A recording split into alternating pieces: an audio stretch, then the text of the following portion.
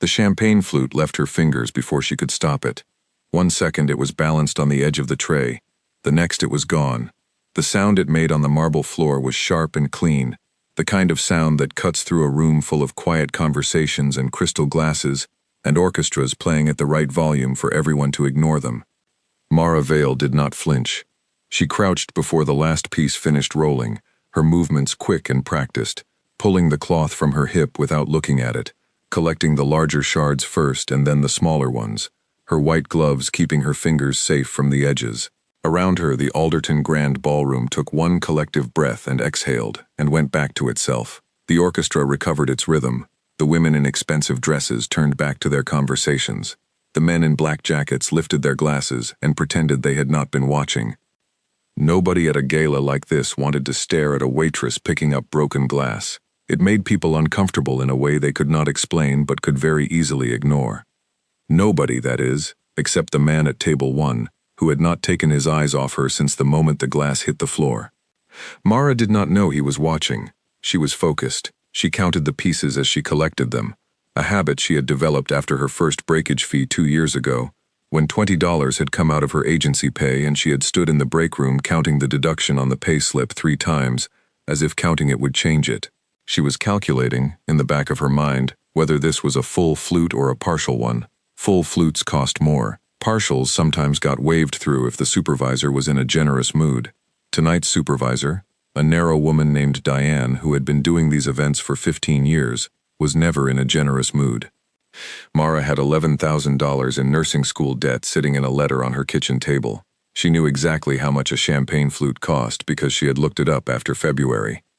She gathered the last piece, wrapped it in the cloth, stood up straight, and walked toward the service corridor at the pace that Diane had drilled into all of them. Not hurrying. Hurrying looked unprofessional. Not dawdling. Dawdling drew attention. Just moving, efficiently and quietly, in the direction of the door, like a person whose only function in this room was to be invisible. She was very good at being invisible. She had been practicing it since she was 7 years old, growing up in a house where quiet was survival, in a neighborhood where the children who drew attention to themselves tended to be the ones who got into trouble. She pushed through the service corridor door and let it swing shut behind her and stood in the narrow, fluorescent-lit back corridor that smelled of cleaning products and catered food, and she closed her eyes for 2 seconds. 2 seconds was all she allowed herself. Then she walked to the disposal area and carefully deposited the shards of the flute, unwrapped the cloth, and put the cloth back at her hip. The door opened behind her.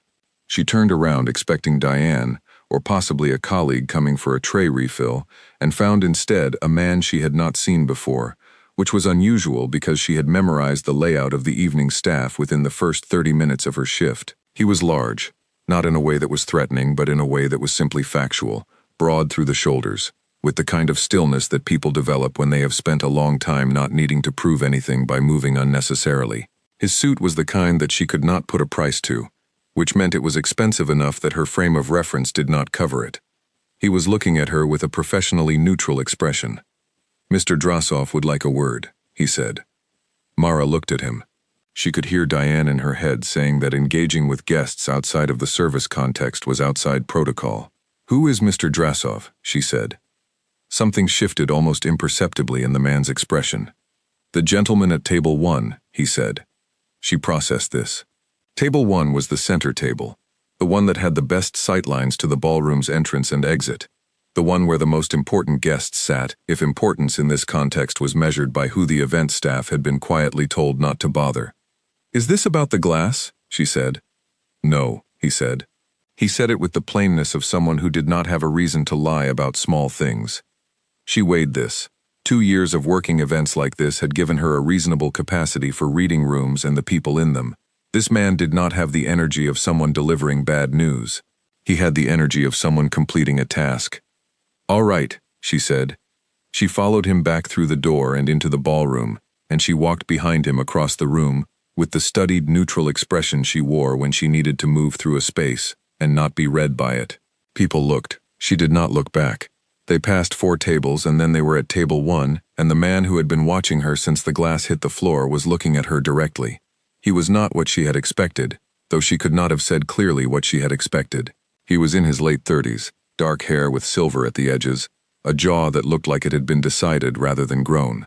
His eyes were gray-green, the specific shade of color that photographs always got wrong, and they were looking at her with the focused, unhurried attention of someone who was rarely in a hurry and almost never unfocused. He was not performing at her. He was simply looking, and the looking was complete in itself, and it was the most uncomfortable kind of attention she had received in a long time, because it expected nothing from her in response. She looked back. She was tired and her feet hurt, and the night had 3 more hours in it, and she did not have the energy to perform anything either. "Sit down," he said. "I'm working," she said. Something crossed his face, quick and contained. Not irritation, something more interesting than irritation. He glanced at the large man who had brought her, a movement so small it was barely a gesture, and the man took a step back that created a small pocket of near privacy around the two of them even in the middle of a full ballroom. "The glass was not your fault," the man at the table said. His voice was measured. "My associate moved the tray. I watched it happen." Mara absorbed this. "Okay," she said. "Is that all you want to say about it?" "I'd like to know if you're going to mention it to the event supervisor," she said. A pause. "No. Then that's all I have to say about it," she said. "Is there something else?" He looked at her the way people look at something that has genuinely surprised them, which is not the same as the way people look at something that has performed surprise for their benefit. He was being surprised at, against his will, and it had the quality of being an unusual experience for him. He reached inside his jacket. He produced a card. White, plain, with a phone number printed on it and nothing else.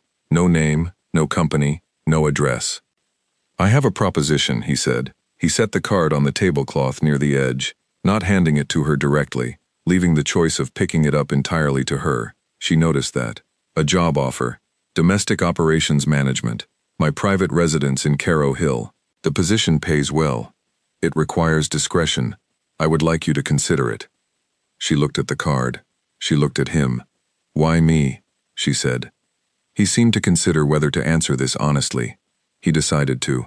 "Because you dropped a glass in front of 200 people and did not apologize to any of them," he said. She picked up the card. She looked at it for 1 moment and put it in her apron pocket. "Thank you," she said. "I'll consider it." She went back to work.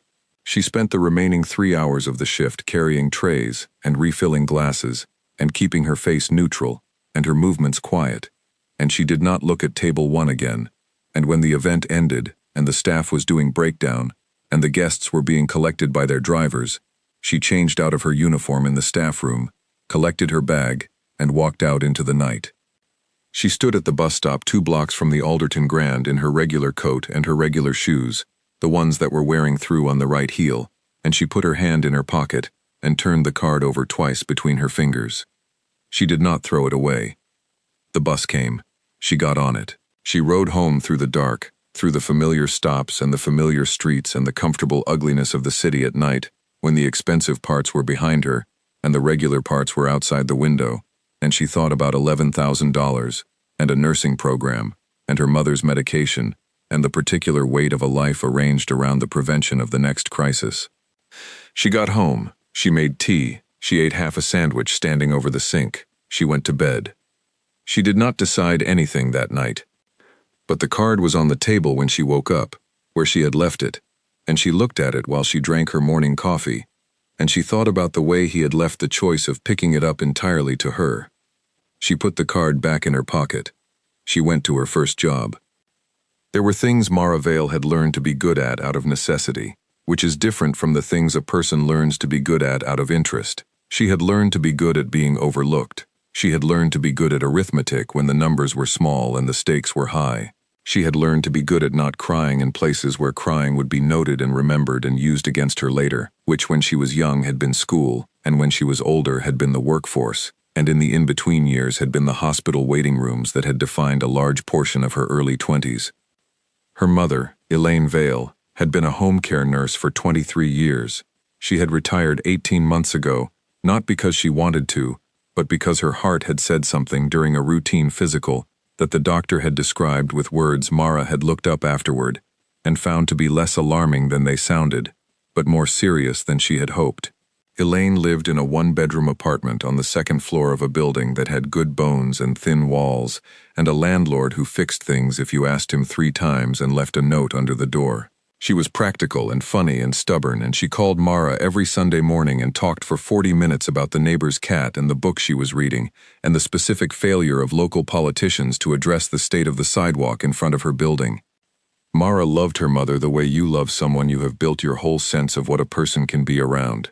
It was not a clean love. It was a complicated one, with obligation braided into the affection in ways she had stopped trying to separate, because the separation was impossible, and the attempt was exhausting. She paid half her mother's rent. She had been paying it for 2 years, since Elaine's retirement income had settled into its permanent shape, and that shape had turned out to be insufficient.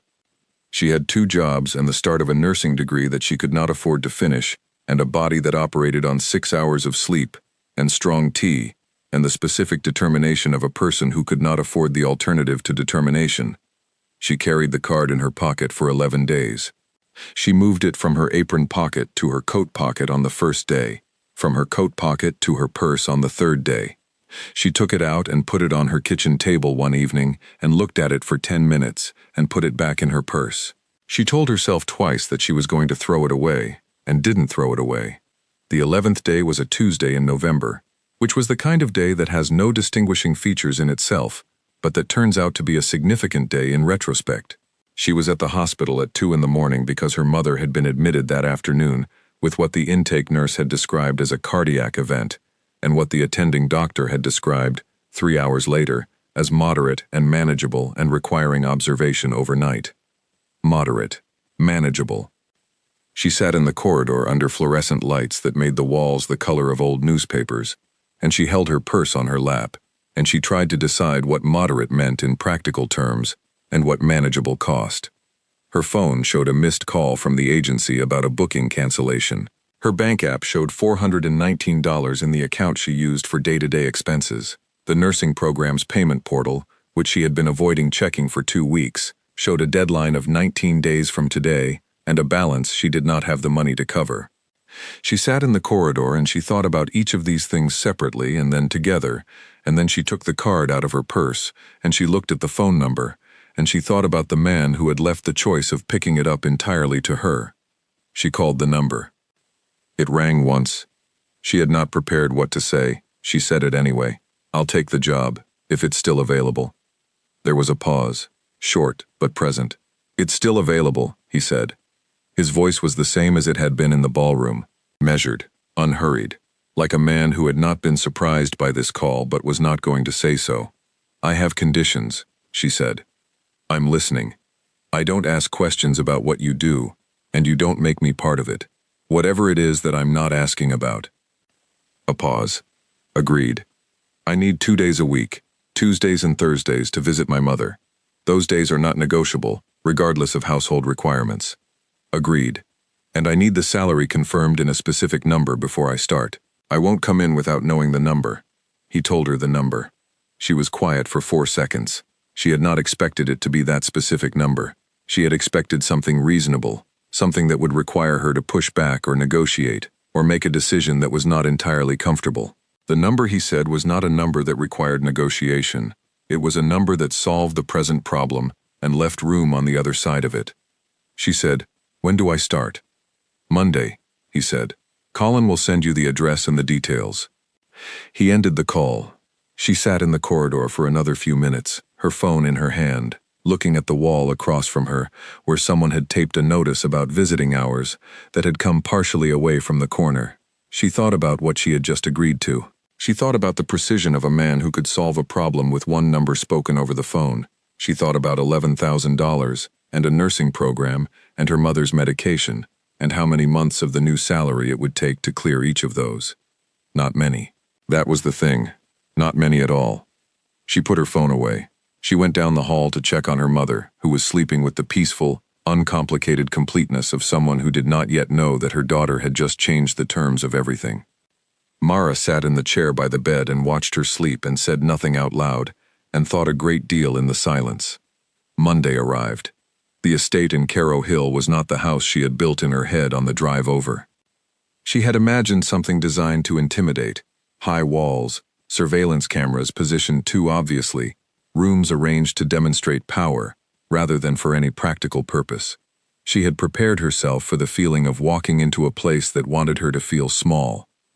The car turned off the main road and through a gate that was substantial but not theatrical, and the drive was lined with trees that had been there longer than any current inhabitant, and the house that came into view when the trees thinned was large and well kept but not arranged for display.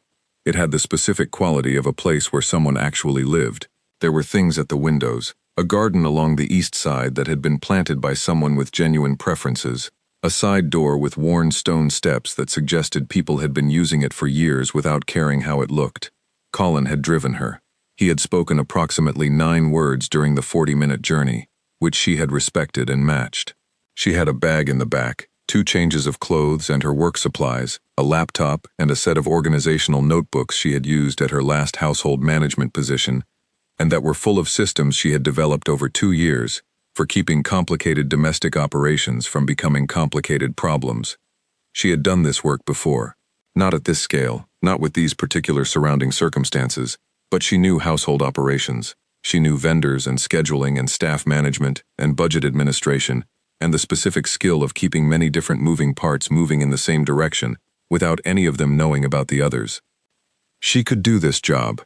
She said this to herself on the drive, not because she needed convincing, but because she had found that stating true things plainly in her head was useful in moments that could become unsteady if she let them. Colin pulled up to the east side entrance, the one with the worn stone steps, and carried her bag to the door, and a woman opened it before they reached it. She was somewhere in her 50s, with short gray hair and a practical face, and the specific bearing of someone who had been doing important work quietly for a long time. She was called Grace. She introduced herself with a handshake and a directness that Mara immediately trusted, and she showed her through the house with the particular efficiency of someone who knew it so well that she no longer needed to think about it, which meant she could observe Mara while she showed her around without appearing to. Mara noticed the observation and did not comment on it. She would have done the same. The house had 12 rooms on the main level and more above, and a basement level she was not shown on the first day, which she noted and filed. The kitchen was used, genuinely and daily, with a chef called Arnie, who was short and precise, and communicated primarily through small tilts of his chin, and who produced, incidentally, the best coffee she had tasted since a trip to a proper coffee shop on her 23rd birthday, which had been a gift from a friend, and which she had not been able to afford since. The administrative office, which was to be her primary workspace, was along the east corridor, a room with 2 large windows and floor-to-ceiling shelves along one wall that held household records going back 8 years, in an organizational system that had evidently been developed by whoever had the files last, and was accordingly incoherent. She spent the first 20 minutes in the office not touching anything but looking. She looked at the shelves and the desk and the filing drawers, and the way light came in through the windows and the position of the door relative to the corridor. She was mapping the room before she worked in it, the way she mapped every space she was going to spend time in, because she had found that understanding a room before you rearranged it saved twice the time it cost. Grace stood in the doorway. "Mr. Drassoff is not here today," she said. "He typically comes in Wednesday mornings." "All right," Mara said. She was still looking at the shelves.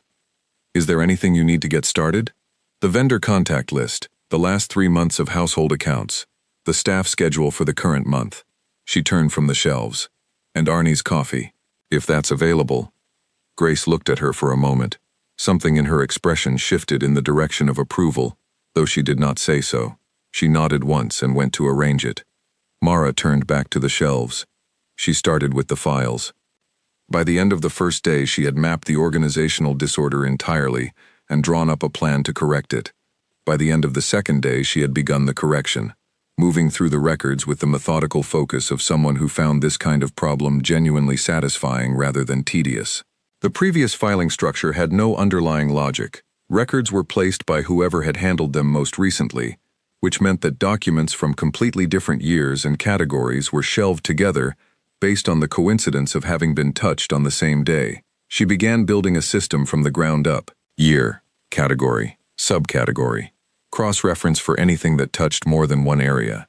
She found a vendor billing irregularity on the second morning.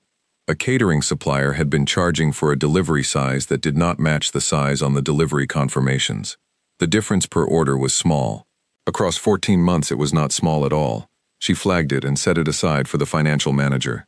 She found 2 other irregularities in the accounts by Wednesday morning. She made notes on all 3. Wednesday morning, Nikolai came. She was at the desk reviewing the kitchen supply schedule with Arnie when the door opened and he came in. He was dressed for a working morning rather than an event, which was a different version of the controlled, unhurried quality she had seen at the ballroom. He poured coffee, which Arnie had already made, and he looked across the kitchen at her with the same focused, complete attention he had given her 11 days ago in the ballroom. "How is it going?" he said. "Fine," she said. She shifted the supply schedule on the table. "I have 3 questions about the household accounts from last quarter." There was a beat. "My financial manager handles the accounts," he said. "I know," she said. "I'd like to speak with him. I've found some billing discrepancies that need addressing." He looked at her for a moment with the expression of a man recalibrating something. "I'll arrange it," he said. "Thank you," she said, and looked back at the supply schedule. He drank his coffee. He watched her for a moment longer, in a way she felt without looking up, and then he went to wherever in the house he needed to be. Arnie, who had been pretending to organize the spice shelf during this exchange, said nothing but tilted his chin, approximately 3 degrees in what Mara had already learned was his equivalent of a comment. She arranged to meet with the financial manager on Thursday afternoon. His name was Philip, a careful man in his 40s, who wore reading glasses and had the manner of someone who preferred the authority of numbers to the authority of people, and was therefore very good at his job. He listened to her 3 findings without interrupting, verified each of them against his own records, and looked at her over the reading glasses with an expression that was professional, but contained a quality she recognized as respect, arriving before it had fully decided to. "These were here for over a year," he said. "The filing system made them difficult to see," she said. "I don't think it was intentional on anyone's part. The system just didn't support cross-referencing." "I'll follow up with the vendors," he said. He gathered his copies of her notes. "Will you be implementing a new system for the records?" "Already started," she said. He left with the expression of a man who had been pleasantly surprised, which in her experience was the most durable kind of impression to make. She went back to the shelves. Nikolai came to find her that afternoon, which she had not expected. She was halfway up a rolling ladder reorganizing the upper shelves when she heard him in the doorway, and she did not come down from the ladder because she was in the middle of placing a set of records, and interrupting the placement would require her to retrack the position. "Philip told me what you found," he said. "It was straightforward once the filing was corrected," she said. She placed the last record in the set and came down the ladder. "It amounts to roughly $3,000 over 14 months. He'll recover it from the vendors." $3,000, he said. "In small increments," she said. "That's how those things work. Small enough to miss, unless you're looking at the whole picture." He was quiet for a moment. She moved to the desk and made a note in her organizational record. "You've been here 3 days," he said. "Yes," she said. "You've reorganized half the record system and identified 3 billing irregularities and scheduled a meeting with Philip that he told me was the most organized vendor review conversation he's had since he started working for me." She looked up. "Philip said that?" "He said it in the way Philip says things," Nikolai said, "which is without saying it directly. But yes." She allowed herself a small amount of satisfaction, the internal kind that she kept private. "The filing system needed doing," she said. "The billing issue was a consequence of finding it. I was just doing the job." "I know," he said. "That's what I'm saying." She looked at him. He was looking at her with the focused attention, and she had learned in 3 days that this was simply how he looked at things he was thinking about seriously. It was not a performance of attention. It was the real thing, and it was disconcerting in the specific way that genuinely being seen is disconcerting to someone who has spent a long time being invisible. She went back to her notes. "I'll have the record reorganization finished by end of week," she said. "After that, I'd like to do a full vendor audit. Not just the billing records, the contract terms too. Some of the service contracts are on terms that I think could be renegotiated in the estate's favor." "How much of a difference?" he said. "I won't know until I've looked at all of them," she said. "But at an estimate, based on what I've seen so far, somewhere between 8 and 15% on the recurring service spend." He was quiet again. She had noticed that he used quiet differently from most people, that he let it sit where other people would have filled it with something, and that what he said when he ended the quiet was usually the thing he had been working toward while it lasted. "Do it," he said. "I'll start Monday," she said. He nodded. He went back into the corridor. She heard his footsteps move away from the office toward the main stairs, and then up, and she stood at the desk for a moment with her pen in her hand, and then she went back to work. The days settled into a pattern. She arrived at the office by 7:30. She worked through the morning on the record system and the vendor review and the household schedule coordination. She had a working lunch at her desk most days, which Arnie, without being asked and without making a point of it, began leaving for her on a plate with a small folded note specifying the contents. The notes were practical rather than kind, but their regularity was its own form of kindness. She met with Grace twice a week to coordinate the household operational schedule. Grace was competent in a way that did not need acknowledgement, and had been doing this work long enough that she had developed opinions about the best way to do things, and Mara learned quickly to ask for those opinions rather than propose alternatives without them, because Grace's opinions were usually right, and incorporating them made the work better, and made Grace's quiet approval warmer. Colin was a presence in the house that she came to understand the shape of without fully understanding the contents. He moved through the building at specific times and appeared at the gates and entrances without apparent pattern, but in retrospect always exactly when he was needed. He spoke rarely, communicated efficiently when he did, and had a relationship with Nikolai that had the quality of something built over a long time, out of trust rather than obligation. She learned the house. She learned its rhythms and its sounds, and the specific way light moved through the east corridor in the afternoon, and the way the kitchen smelled on mornings when Arnie was making the stock that took all day. She learned which vendors were reliable and which required follow-up, and which had terms that had been accepted years ago when someone had not been paying attention, and that were quietly not in the estate's interest. She visited her mother on Tuesdays and Thursdays. She took the train from the station near the estate, and she brought the good tea, and she sat in the warm apartment and listened to her mother's observations about the cat next door, and the book she was reading, and the specific ways the world outside her window was failing to meet her standards, and she felt, sitting there, like a person with two separate lives that did not overlap. She was not unhappy. That was the thing she kept noticing. She had expected to be uncomfortable. She had expected the weight of proximity to a world she did not understand, and had agreed not to ask about. She had expected to feel the specific discomfort of a person in a wrong-sized situation, the itching awareness of a context that did not fit. She did not feel that. She felt competent. She felt the particular satisfaction of work that was difficult and real, and that she was genuinely good at. She felt the specific pleasure of a solved problem, and a corrected system, and a space that made more sense at the end of the week than it had at the beginning. She felt, on the evenings when she sat at her desk past 10 finishing a report with the lamp making a warm circle on the surface, and the house quiet around her, like she was exactly where she was supposed to be, which was not a feeling she had had many times in her adult life, and which she was accordingly very careful not to examine too closely, in case it turned out to be wrong. Nikolai came to the office doorway one evening at 10:30, coffee in hand, and found her still at the desk. He did not say anything for a moment. He stood in the doorway looking at the papers spread across the surface, and the organizational system she had built along the shelves, and the woman at the center of it who had not looked up when he arrived. "You're still here," he said. "Quarterly maintenance schedule is due to the property manager Friday," she said. He came in. He set a second cup of coffee on the corner of her desk. He sat in the chair across from her and looked at the shelves she had reorganized and did not say anything about them, but his expression said something. "You reorganized those," he said eventually. "The previous system filed by whoever had the records last," she said. 2019 and 2021 were shelved together.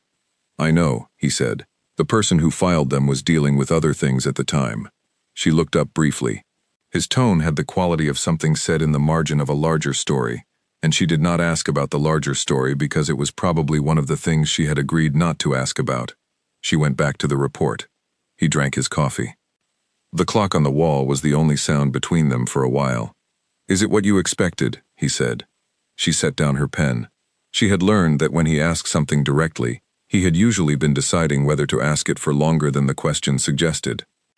"It's more complicated than most household work I've done," she said, More moving parts, more categories of things to track, but the principles are the same, and the work is real, and I'm good at it, so no, it's not what I expected, it's better.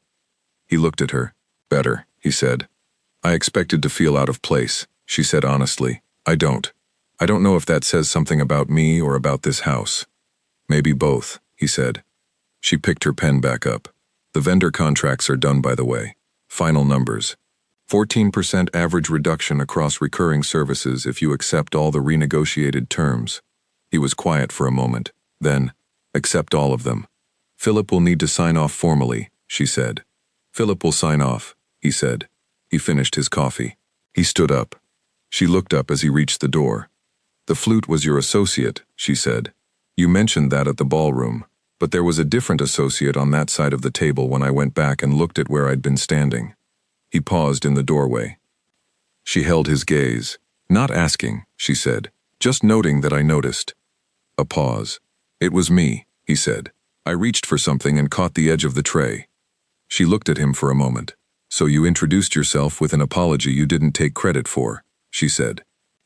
I don't generally take credit for accidents, he said, but I take responsibility for them. She looked at him for another moment, and then she looked back at her report. Good night, she said. Good night, he said, and went down the corridor.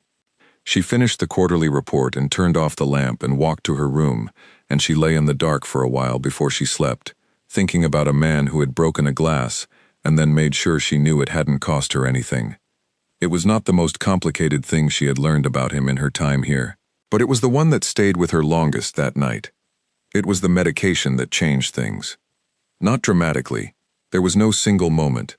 It was more the way a tide changes, slowly and without announcement, until you look up and the water is somewhere completely different from where it started. Her mother's cardiologist had adjusted the prescription at the last appointment, which Elaine had mentioned on a Tuesday call in the offhand way she mentioned everything she considered manageable, which was everything, because Elaine Vale had made a lifelong decision that the way to handle difficulty was to categorize it as manageable, and then manage it. The new prescription was more effective than the previous one. It was also 3 times the price. Mara did the math on the train back to Caro Hill. She did it in her head, then in her notebook, then in her head again. The numbers were the same each time. The new prescription plus the copay for the follow-up appointment, plus the routine lab work, plus half the rent, equaled more than the previous month's identical sum, by a margin she could technically cover, but that compressed everything else in her budget to a degree that made her aware, in the particular physical way she was always aware of budget pressure, of the specific weight of the money she did not have. She had the salary from the estate. She was aware of how much of the problem the salary solved. She was aware of how much of the problem the salary solved. She was aware of how much of the problem the salary solved. She was aware of how much of the problem the salary solved, looking for a way through it that did not exist. She was still aware of the wall. It was smaller, but she was aware of it.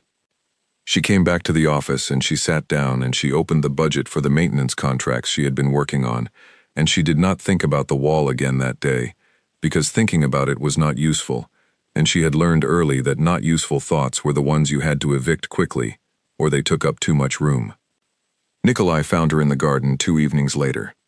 She had been in the habit of walking the garden in the evening after dinner, when the operational day was finished, and before she went to the office for the final hour of work, she was always going to do, regardless of how the day had gone. The garden had the east-facing plants she had noticed on her first day, and she had learned since that they were Nikolai's choices specifically, a fact she had gathered from a conversation between Arnie and Grace that she had not been intended to overhear, but had, in the way that you hear things in a house when you have been in it long enough to know where the conversations travel. She was walking the perimeter near the stone wall at the end of the garden when she heard the door to the east side open and his footsteps on the path behind her. She did not turn. He walked up alongside her. He did not speak immediately. They walked the perimeter together, which was something neither of them decided to do. It simply happened because they were both walking in the same direction. Your mother's appointment went well, he said. She looked at him. She had mentioned it to Grace because she had needed to adjust her Tuesday schedule. Grace reported to Nikolai. She had known this. Well enough, she said. New medication. She'll adjust to it. Good, he said.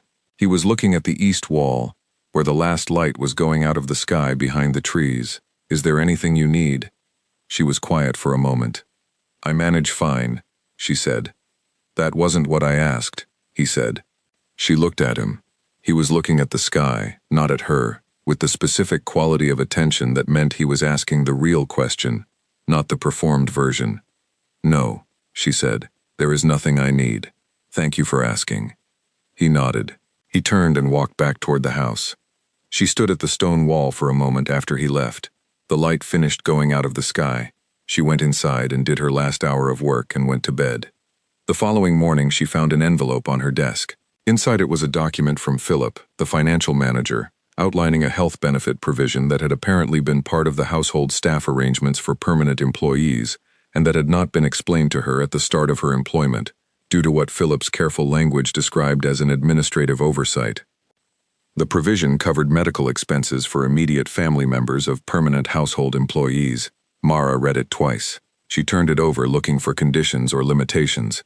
There were some, but none that applied to her mother's situation. She went to find Nikolai. He was in his study, at the desk, with documents spread across the surface, and a look that said the morning was occupied. He looked up when she appeared in the doorway. She held up the envelope. This is not an administrative oversight, she said. He looked at her without expression. This provision exists, he said. It was not explained to you when it should have been. I've been here 6 weeks, she said. The policy begins from the start of employment, he said. Philip will backdate the administrative enrollment. You can submit the previous month's expenses for reimbursement. She looked at him. She looked at the document in her hand. She thought about the wall, about the arithmetic she had been doing on the train, about the specific weight of a manageable problem that had become slightly less manageable. Thank you, she said. It was harder to say than she expected it to be, which was information about herself that she filed and did not look at directly. He looked back at his documents. It's the existing policy, he said. She went back to her office. She did not file it as a gift. She filed it as a correction to something that should have been in place from the beginning. She was careful about the difference. The difference mattered to her in a way she could not fully articulate, but that had something to do with the kind of person she needed to be in this situation in order to remain herself inside it. She submitted the paperwork to Philip. Philip processed it without comment. Her mother's new prescription cost the same as the old one, from her perspective, from that month onward. The weeks continued. The house shifted around her in the way that houses do when you are part of their rhythm long enough that they simply absorb you. She stopped noticing the sound of the gate in the morning. She stopped noticing the particular quality of the east corridor light. She started noticing things she had not noticed before, smaller things. The way Nikolai's energy in the house was different on the days when a meeting had gone well from the days when it hadn't, though his expression changed almost nothing, and his tone changed nothing at all. The difference was in the way he sat, in the particular quality of his stillness. She noticed this without deciding what to do with it. There were people who came to the house for the meetings she did not attend in the rooms she did not enter. They came through the front and sometimes the east gate, and they arrived at irregular hours and stayed for varying lengths of time and left with the same professional quiet they had arrived with. She saw them in passing. She did not speak to them beyond the necessary logistics. She had developed a clear internal map of what was hers to know and what was not, and she had committed to that map, and the commitment made the navigation straightforward. She found, one rainy Thursday evening, that she had stayed at the desk past 11 without noticing. The maintenance report had required more cross-referencing than she had anticipated, and the cross-referencing had revealed an inconsistency in the service schedule that she had wanted to trace before she stopped. She traced it and corrected it, and made the note in the operational record and looked up and found that the clock said 11:15 and the corridor was quiet. She was going to close the laptop and go to bed when she heard footsteps in the corridor. They passed her office, then stopped, then came back. Nikolai appeared in the doorway with the expression of someone who had been intending to walk past and hadn't. She looked at him. He looked at the clock on the wall. There was a cross-reference issue in the maintenance schedule, she said. Is it resolved? Yes. He came in and sat down across from her, the way he had before. He did not have coffee this time. He sat with his forearms on his knees and looked at the desk with the particular quality of focus he brought to things he was thinking about carefully. She waited. There's something I want to tell you, he said. She put her pen down. It's not about the house, he said. It's about you, specifically about your position here and what it means to certain people. She looked at him. There's a family, he said, using the word the way a specific world uses it, which she had been in his house long enough to recognize. They have a grievance with me. It's old, and it's mostly been managed, but it hasn't been fully resolved. 3 weeks ago, someone in that family started paying attention to the estate. She kept her breathing even. Paying attention how? She said. Watching who comes and goes, he said. Cataloging regular presences, people who are here consistently, people who might matter to me. She understood what he was telling her before he said the next part. She understood because she was good at following the logic of things to where they led. Me, she said. Yes, he said. They've identified me as someone who matters to you, she said. He held her gaze. Yes. Do I? She said. It was a direct question. She asked it directly because she had never learned the value of asking things indirectly and did not intend to start. He was quiet for a moment. It was the kind of quiet he used when he was being honest. Yes, he said. She absorbed that. She sat with it, the way she sat with information that was both useful and uncomfortable, waiting for it to settle into the correct category, so she knew what to do with it. What do they want? She said. Right now, nothing specific, he said. They're gathering, establishing what's available to them if they want to use it. And am I available to them? Not if I can address the situation before it develops, he said. But I need to tell you about it because you have a right to know, and because what I'm about to ask you to do requires your decision, not mine. She looked at him steadily. What are you asking? I want you to be aware, he said. Not afraid. Aware. I want you to vary your schedule. Not dramatically. Just enough to be less predictable. I want you to let Colin know where you are when you leave the estate. And I want you to tell me immediately if anything feels wrong. Any car you see more than once. Any person who seems to be paying attention. She thought about her Tuesday and Thursday trips to her mother. She thought about the train and the familiar stops and whether she had noticed anything in the last weeks that she had dismissed without really considering. She hadn't, but she had not been looking. My mother, she said. Your mother is not in their scope of interest, he said. I've confirmed that. She lives outside the area they're watching. She is not connected to me in any way they've found. You've checked, she said. Yes, he said. He held her gaze. I checked the day I realized you were in their field of view. She thought about that, about the care it represented to have checked, and to have checked silently, without telling her until he had the answer, so that he was not adding fear to a concern that had not yet been confirmed. All right, she said. All right, he said. I'll vary the schedule, she said. I'll tell Colin where I'm going. I'll pay attention. She paused, and I'd like to know more. Not everything, but more than nothing. He looked at her for a long moment. I'll tell you what I can, he said. That's enough, she said. He told her what he could. It was more than she had expected. The family, the old disagreement, the specific shape of the thing they wanted, and how far they were from wanting it badly enough to move toward it. He spoke precisely and without dramatics. The way she had come to understand he spoke about everything that mattered to him, and she listened without interrupting, and with the particular quality of listening she brought to things she needed to understand correctly the first time. When he finished, she was quiet for a moment. Do you want me to leave? She said. Not permanently, just until this is resolved. If my being here is the thing that makes me useful to them, then my not being here removes that. He was very still. No, he said. It was not a complicated answer, but it was one that clearly cost him something to give, which meant it was the true answer rather than the managed one. She nodded once. Then I'll stay, she said, and I'll be careful, and you'll tell me if the situation changes. I'll tell you, he said. She picked up her pen. She looked at the report on the desk, which was finished, and she closed it and put it in the correct place on the shelf. Good night, she said. Good night, he said. He went down the corridor. She turned off the lamp and sat for a moment in the dark of the office before she stood up and went to her room. She lay in the dark thinking about a man who had checked on her mother without being asked, and told her nothing until he had the answer. About the word yes, said twice tonight, to 2 different questions, both of them true. She thought about the estate as she had found it, and as it was now, the systems she had built in it, the problems she had solved in it, the coffee and the lamp and the evening walks along the garden wall. She thought about what it meant to be the kind of person who mattered to someone in a world as specific as his. She did not have an answer. She was not the kind of person who pushed for answers before they were ready. She let the question sit, and she went to sleep. And she paid attention, in the days that followed, the way she had been asked to. She noticed the blue car on her Thursday trip 3 weeks later, parked on the far end of the block near the station, and she told Colin that evening, and the next Thursday the blue car was not there. She did not ask what had happened to it, but she noticed that after she told Colin, Nikolai found a reason to be in the East Corridor when she returned from her mother's visits, working on something, or appearing to, in a way that meant she saw him when she came in, and he saw her, and neither of them said anything about that either. The month turned. The operational work continued. The maintenance schedules and the vendor contracts and the staff coordination and the records that were now so organized that Philip had mentioned it to her twice, in meetings with the particular restrained enthusiasm of a numbers man confronting a system that made his own work easier.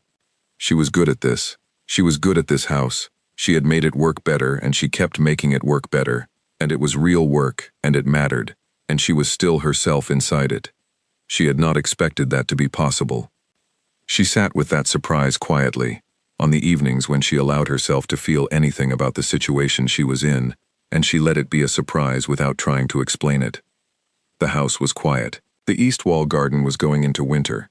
Arnie made the stock that took all day on Mondays, and the smell of it moved through the east corridor all afternoon, and the coffee was extraordinary, and the lamp made a warm circle on the desk.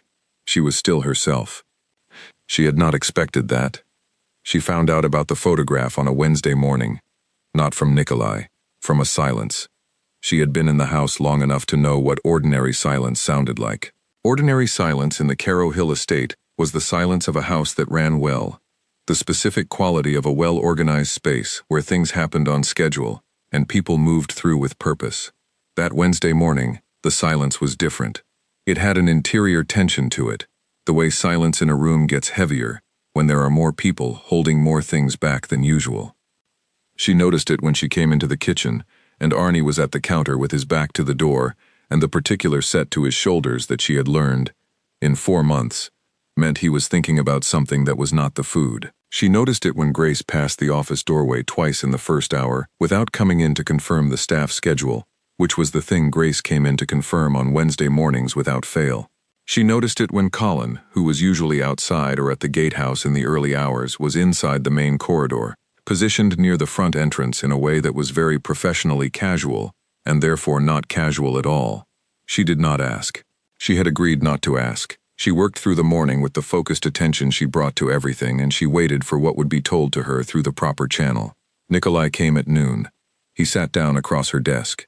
He did not have coffee. That was the first detail that told her it was serious, because he never came to her office without it. The coffee was the thing he did with his hands when he needed to be in a space without fully occupying it. He told her that the photograph situation had changed. 4 months ago, when he had first told her that the rival family was watching the estate and watching her in it, he had described it as gathering, intelligence collection, nothing active. She had been careful since then, had varied her schedule, had told Colin her movements, and the situation had appeared to be static. No escalation, no direct contact. The blue car had not come back. She had settled, over the subsequent weeks, into a watchful but functional version of her normal routine. The photograph situation changing meant it was no longer static. "They've made contact," he said. She looked at him. "Not with me directly," he said. "With someone in my operational circle, a third party who was intended to pass the message along." He paused. The message was a photograph, of you, taken outside the Caro Hill station 3 weeks ago. She kept her face still. "What does the message mean?" she said. Flat, not a question with a soft edge. He held her gaze. "It means they know you are here. It means they want me to know they know. It means they are prepared to use that knowledge if the negotiation they want does not happen." "What negotiation?" "An old debt," he said. "Money. Some operations I took over that they believe were theirs to take.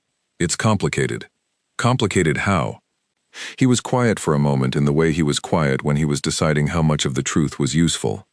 "Complicated in the way that means it won't be solved by simply paying a number," he said.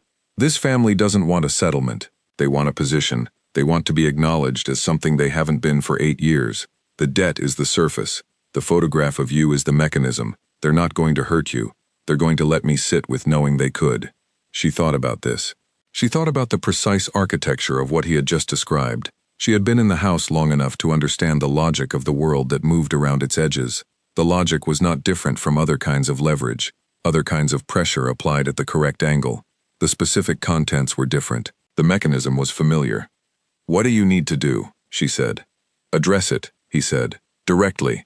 It requires some conversations that need to happen in person, and that I've been putting off because initiating them concedes something I didn't want to concede." "And now you'll concede it," she said. "The alternative is leaving you in their field of view indefinitely while I wait for a better moment," he said. "That is not an alternative I'm willing to take." She looked at him. She looked at him the way she looked at problems when she was deciding how to feel about them before she decided what to do about them. She was deciding whether to let herself feel anything about the fact that he had said that the way he had said it, with the specific flatness of a man stating a factual limit rather than a sentimental preference.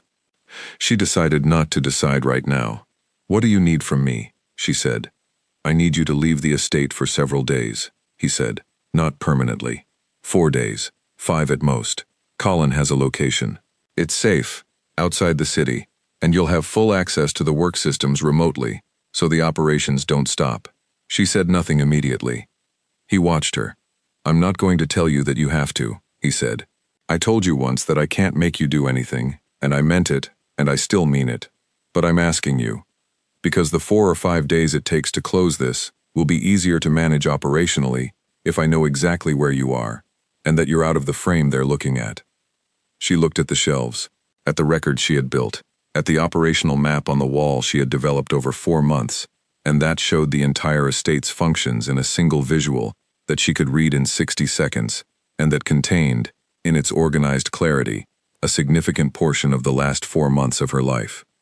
She thought about her mother. She thought about the specific question she needed to ask before she answered him. "My mother," she said.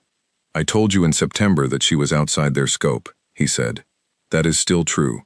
I have confirmed it again in the last 48 hours. She is not in their frame. They are not interested in her. I would not be asking you to go somewhere else if there were any question about her safety." She looked back at him. "You confirmed it again in the last 48 hours, she said. "Which means you've known about this photograph for at least 2 days. "Yes," he said.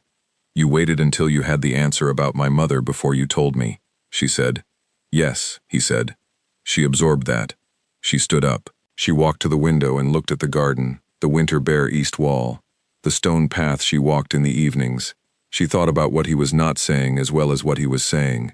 She thought about the 48 hours he had spent making sure he had the right information before he came to her with the things she most needed to know. She turned back. "I'll go," she said. 4 days. 5 if you need them. I'll take the work laptop and I'll keep the operational schedules running from wherever Colin takes me." Nikolai was still. "Thank you," he said. "Don't," she said. "I'm going because it's the decision that makes the most sense, not because I was persuaded." "I know the difference," he said. "I know you do," she said. She packed that afternoon.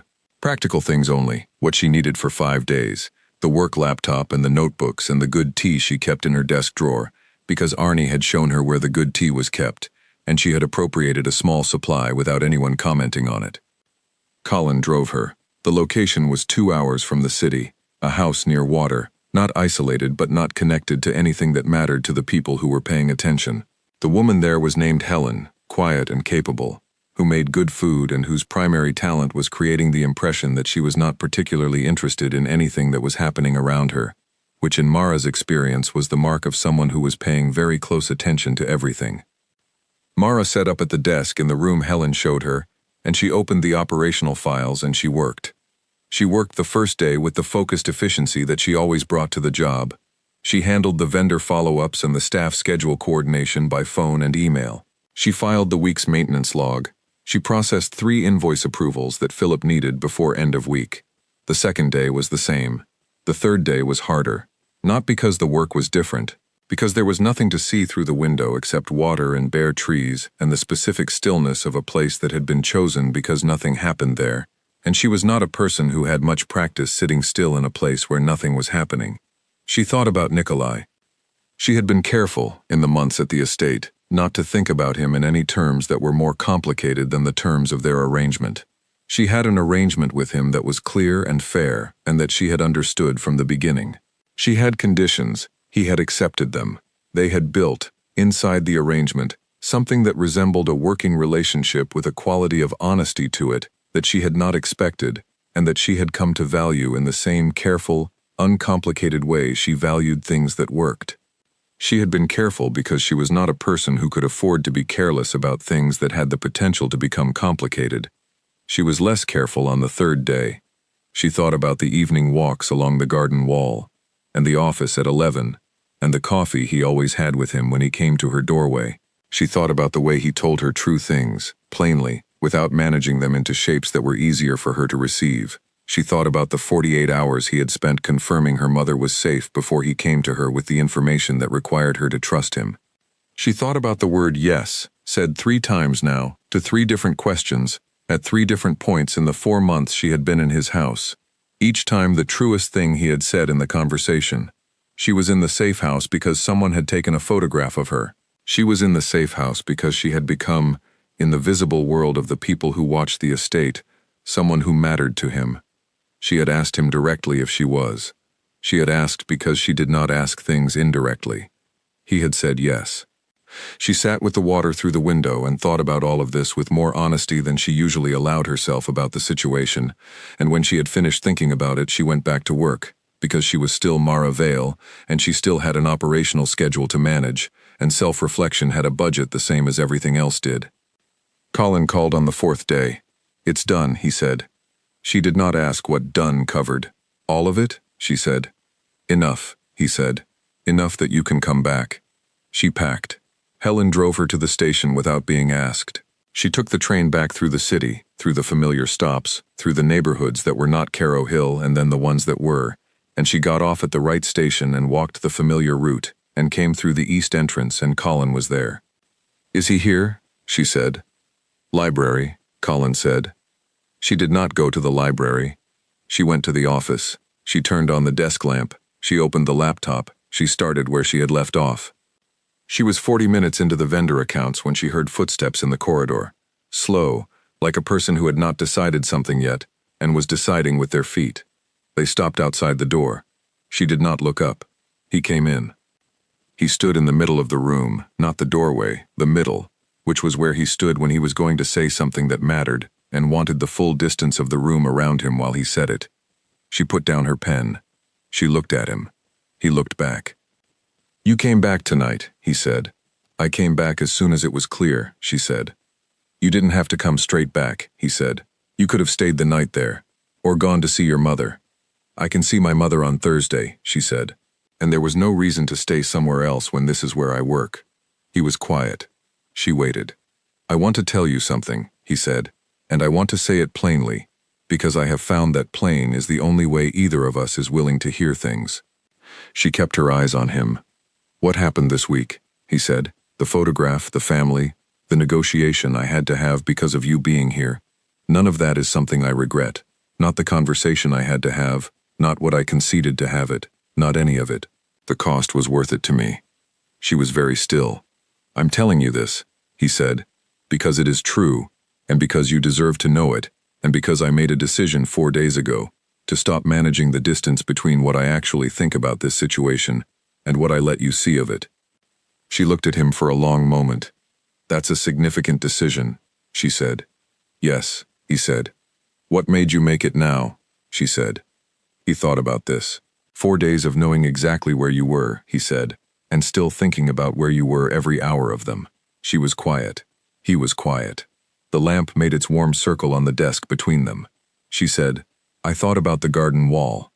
He did not pretend not to understand what that meant. "I thought about the coffee," she said, "and the shelves, and the way you told me about my mother before you told me anything else." He said nothing. She stood up. She walked around the desk and she stood in the middle of the room where he was standing, and she looked at him from 2 feet away, which was the closest she had stood to him since the night in the hospital corridor when she had made a phone call that had changed everything. "I am still the same person I was when I walked through that east entrance," she said. "I am still the person who has conditions and who means them, and who will leave this room and this house if those conditions stop being conditions and start being decorations." "I know," he said. "I need you to know it," she said. "Not just hear it. I know it," he said. "I have known it since the ballroom. It is not incidental to why I'm standing here." She held his gaze. "All right," she said. She went back to her desk. She picked up her pen. He did not leave. He went to the chair across from her and he sat down, and he looked at the desk, and then at her, and there was something in his face, beneath the controlled surface of it, that had the quality of a man who had spent a long time waiting for something, and had stopped waiting, and was still adjusting to the difference. She went back to the vendor accounts. He sat. The clock moved. At midnight she put the pen down and closed the laptop and looked at him. "Go to bed," she said. "You first," he said. She almost smiled. She gathered her things and turned off the lamp and walked past him toward the corridor. She stopped in the doorway. "I'm glad the cost was worth it to you," she said, with her back to him, in the dark of the doorway. She did not wait to hear what he said back. She went to her room. She lay in the dark and she thought about the things that do not arrive with names attached to them, that arrive without announcement and take up residence before you have decided to let them in. She thought about costs and what made them worth it. She thought about the east entrance and the worn stone steps and the garden in all its winter bareness. She thought about the word still, which was both how she described herself and what she had been for 4 months in the middle of a life that had never been still. She went to sleep. The house was quiet around her. The library light was on, down the hall, past 2 corners and a closed door. She knew this without looking. She slept anyway. 3 things happened the morning after she came back. The first was that Arnie made a breakfast she had not asked for, which was the specific breakfast she had mentioned, once, in passing, in a conversation with Grace about 6 weeks ago. Full eggs with the herbs from the kitchen garden and the bread he made on Fridays that was only ever available if you were present on Friday morning, and that she was usually not present for, because she was in the office reviewing the end-of-week reports. She sat at the kitchen table, which she rarely did, and she ate it and said nothing because there was nothing she needed to say, and Arnie would not have wanted her to say it anyway. The second was that Grace came to the office that morning with the week's staff schedule and a small amendment to it that extended Mara's discretionary time on Tuesday and Thursday afternoons by 2 hours, which would allow her to stay at her mother's longer before the last train. Grace presented this with the professional neutrality of someone presenting a modification to an operational document, and looked at Mara with the warm, undemonstrative steadiness of a woman who had been watching carefully for 4 months and had decided on something. Mara accepted the amendment. She thanked Grace. Grace nodded and left. The third was that Philip sent a message to confirm that the vendor refund from the billing irregularities she had found in her first week had been received and credited.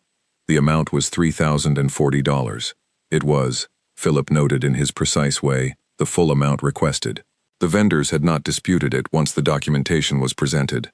She read the message and thought about her first 2 days in the house, standing on the rolling ladder in the office, moving records that hadn't been touched in years, finding disorder that had been invisible because nobody had looked at the whole picture. She thought about the particular satisfaction of a problem that had existed for 14 months being resolved in a morning. Then she went to work. The operational day was the same as operational days always were, which is to say it was full and specific, and required the complete quality of attention she brought to everything. She had a vendor review with 2 new suppliers that Grace had identified during her absence, a maintenance issue in the north section of the building that the contractor needed sign-off on, a scheduling conflict for the following week that required reorganizing 3 separate appointments without any of the relevant parties knowing the others were being reorganized around them. She handled all of it. She handled it with the efficient, unhurried precision that had become the signature of her time in this house, the quality of management that Grace had once described to someone on the phone, without knowing Mara could hear, as the best the estate had had. Nikolai was in meetings most of the morning and part of the afternoon. She heard the low sounds of conversations from behind closed doors at intervals, the particular quality of a house conducting serious business in the rooms designated for it. She moved around the edges of that business the way she always had, present and functional and completely separate from it. Philip came at 2 in the afternoon with a set of contracts for the renegotiated service agreements. He sat across from her in the office, and they went through them with the careful attention of two people who found precision to be its own reward. Philip was a good counterpart for this kind of work. He did not over-explain and he did not under-prepare, and he had developed, over the months of their working relationship, the specific comfort of someone who had learned that she would catch anything he missed, and that she expected the same from him. They finished the contracts by 3:30. Philip gathered his copies and stood up and looked at her desk and said, "The record system you built will outlast both of us in this house." It was the most personal thing he had said to her in 4 months. "Good filing is permanent," she said. He almost smiled. He left. She sat with the afternoon light coming through the east windows and thought about permanence for a moment, and then thought about something more immediate, which was the conversation she needed to have. She had been considering it since the night before. She had gone to sleep considering it, and woken up considering it, and she had decided, in the way she decided things, which was to sit with the decision until it settled into a shape that felt honest rather than performed, what she was going to say, and how she was going to say it. She found Nikolai in the library at 4:30. He was at the desk with documents, the working afternoon version of him, jacket off, the focused quality of a man doing the part of his work that required concentration rather than presence. He looked up when she came in. He did not look surprised that she was there. She closed the door, not loudly, just closed. She stood in the room the way she stood in rooms when she was going to say something, which was at the point where she could see all of it. The bookshelves along the walls, the books with the cracked spines, the desk he was working at, the window behind him through which the winter garden was visible, bare and geometric in the afternoon gray. "I want to say something," she said. He put down his pen. He turned toward her with the complete attention she had learned was the most consistent thing about him. "Last night," she said, "you told me you'd stopped managing the distance between what you think and what you let me see." "Yes," he said. "I've been doing the same thing," she said, "since approximately the 3rd week, managing the distance. I'm good at it. I've had a lot of practice." He said nothing. "The conditions I gave you when I started," she said, "are still conditions. They haven't changed. I am still who I told you I was in that first conversation, and I am still that person, and I will leave this room and renegotiate the entire arrangement if anything changes in a way that requires it." "I know," he said. "But inside the conditions," she said, "the things I've stopped managing are as follows." She paused. She had never in her adult life made a list like this to another person. She made it anyway. "I think about this house when I'm not in it. I think about the garden and the lamp in this room and the particular way the east corridor smells on Monday mornings when Arnie makes the stock. I think about the way you look at things when they matter to you, which is not the same as the way most people look at things. I think about the 48 hours you spent confirming my mother's safety before you came to tell me anything else." He was very still. "I am telling you this," she said, "because you told me something honest last night, and I think honest requires honest back, not as a transaction, as a principle." "Yes," he said. It came out quiet. "I'm not asking you what it means," she said. "I don't think either of us knows what it means yet. I think we're both people who need things to settle before we know what they are." "Yes," he said again. "So I'm not asking," she said. "I'm just telling you." He stood up. He walked around the desk and stood in front of her the way he had stood in front of her last night, close enough that she could see the particular quality of his eyes in the library afternoon light, which photographs always got wrong. "I've been waiting," he said, "for a long time, for something I couldn't have described. That is not a thing I expected to say to another person. I don't have a great deal of practice saying things I didn't expect to need to say." She looked at him. "You are the most competent person I have in this house," he said. "You made it work better in your first week than it had worked in 2 years.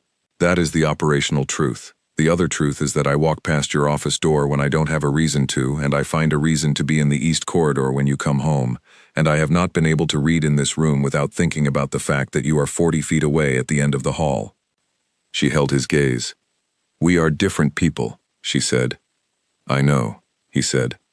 "The world around you is complicated in ways that I have agreed not to ask about, and that I have kept that agreement, and I will continue to keep it," she said. "But it is still complicated." "I know," he said. I am not the kind of person who changes herself to fit a situation, she said. I know, he said. That is not what I want.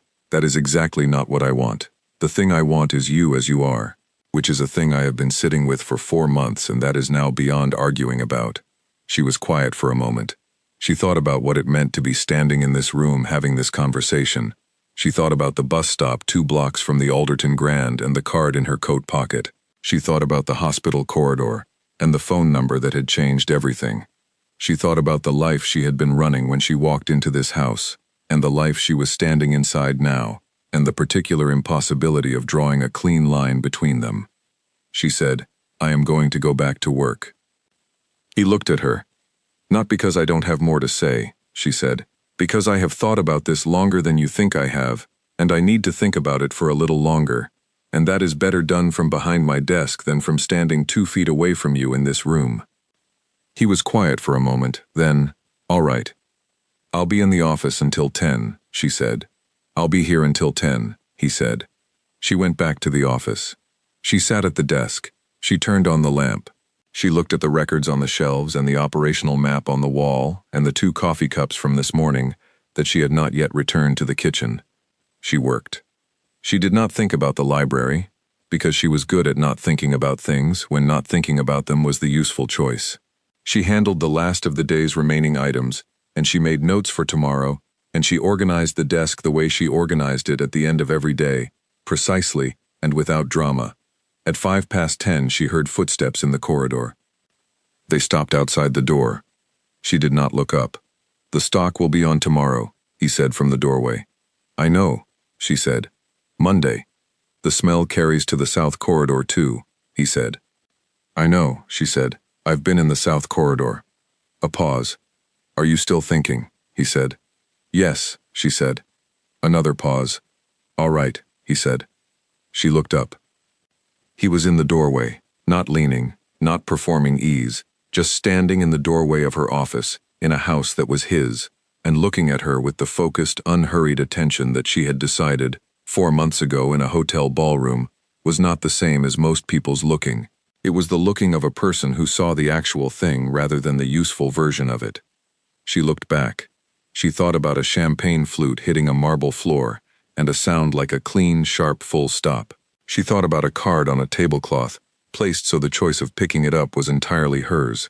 She thought about a phone call at 2 in the morning from a hospital corridor, and a number that solved the arithmetic and changed the shape of the next year of her life. She thought about the first morning in this office, on the rolling ladder, her hands full of records that had been filed in the wrong year by someone managing other things, in a house that did not yet know her, in a situation she had not yet decided the full cost of. She thought about the cost. She had paid some of it. She would pay more. That was the nature of choosing something rather than having it arranged around you. She had always paid her own costs. She did not intend to stop now. She stood up. She walked to the doorway. She stopped 1 step in front of him, the same distance as last night, close enough that the question had to be answered by both of them. I have one more condition, she said. Tell me, he said.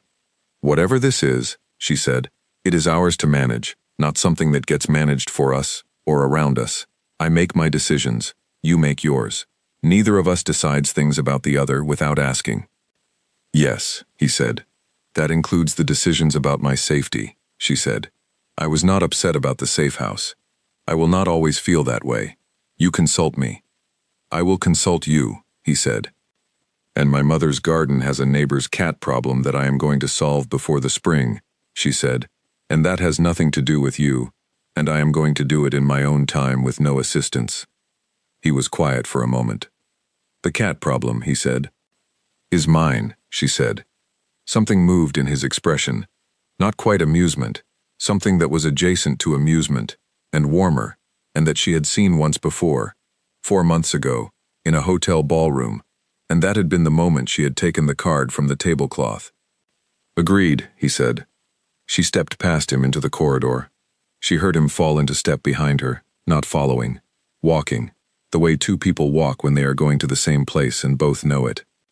She went to the kitchen and put the 2 coffee cups in the right place, and stood at the counter for a moment in the house that was quiet around them, the house that smelled of the day's cooking, and the old wood, and the particular mix of things that had become, without her deciding it, the smell of a place she came back to. He was leaning against the opposite counter, watching her with the expression of a man who had been waiting for something, and had stopped waiting, and was still getting used to the difference. "The quarterly report is finished," she said. "I know," he said. Philip mentioned it. "The vendor contracts are signed," she said. Philip mentioned that too. "The maintenance schedule is current through the second quarter," she said. "I know," he said. She turned and looked at him across the kitchen. "This house runs very well," she said. "Yes," he said. "That's going to continue," she said. "Nothing about the operational work changes because of this conversation." "I would not want it to," he said. "The operational work is a significant reason this conversation is happening." She looked at him for a moment, then she turned off the kitchen light. She walked past him toward the east corridor. "Good night," she said. "Good night," he said. She walked to her room. She stood at the window for a moment looking at the winter garden, the east wall, the stone path. She thought about the path and the walks she had been taking along it since the second week, and how it had become, without her planning for it to, the end of her days. She thought about the estate in Carrow Hill as she had first seen it, the gate and the drive and the house that appeared through the trees, not as the thing she had imagined, but as something better and more complicated, a place actually lived in, which was its own kind of statement. She thought about who she was when she walked through that east entrance the first time. Practical, careful, organized, self-contained in the specific way of a person who has never had the luxury of not being self-contained. She was still all of those things. She was also, now, something more. A person who had built a system from disorder and found irregularities that 14 months had missed, and renegotiated contracts, and managed a house through a threat, and made decisions in real time, with real consequences, and come back through the east entrance after all of it, the same person she had left as. That was the thing. She was still the same person. She had not expected that to be possible. She had thought, walking in, that the situation would change her in ways she couldn't predict, that she would have to give up pieces of herself to fit the place. She had not given up any pieces. She had brought all of herself in, and the house had made room for all of it, and so had the man who lived in it. She went to bed. The house settled into the particular quiet of its late hours. The east wall was dark, the library light was off, which it sometimes wasn't at this hour. She noticed the difference. She noticed and let the noticing be what it was, which was the particular awareness of two people in a house learning the shape of each other's presence from a distance that was about to become, slowly and without announcement, something different. She slept without difficulty. In the morning, Arnie made the Monday stock. The smell moved through the east corridor all afternoon the way it always did. Philip sent 2 messages that were practical and correct. Grace brought the schedule with the amended Tuesday and Thursday times. Mara sat at her desk in the office with the records on the shelves, and the operational map on the wall, and the lamp making its circle, and she worked. The house ran the way she had made it run. The vendors delivered on time. The staff knew what they were doing. The accounts were accurate and current, and available to anyone who needed them in a system that any person could read in 60 seconds. At 10:30, she heard footsteps in the corridor. They stopped outside the door. She did not look up. "There's still coffee," he said. "I know," she said. "I made it." He came in. He sat down. He had his coffee. She had hers. The lamp made its circle.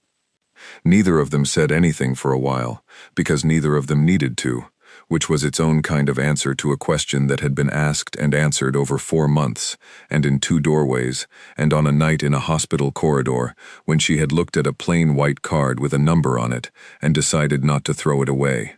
She went back to work. He stayed. The clock on the wall moved forward. The house held them both.